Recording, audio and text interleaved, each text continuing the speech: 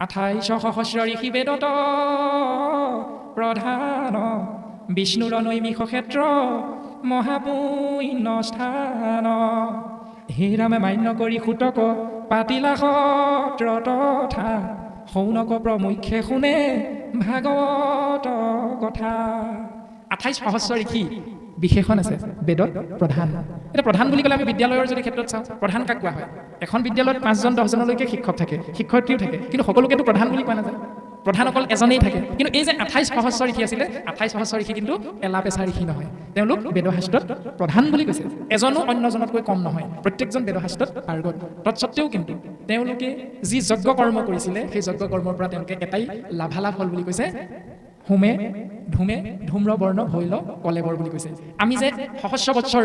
যজ্ঞ আৰম্ভ কৰিলোঁ এই যজ্ঞৰ পৰা আমাৰ লাভ এটাই হ'ল আমাৰ বোলে গাৰ বৰণটো যজ্ঞৰ জুইৰ ধোঁৱা লাগি লাগি আমাৰ গাৰ বৰণটো লেতেৰাহে হ'ল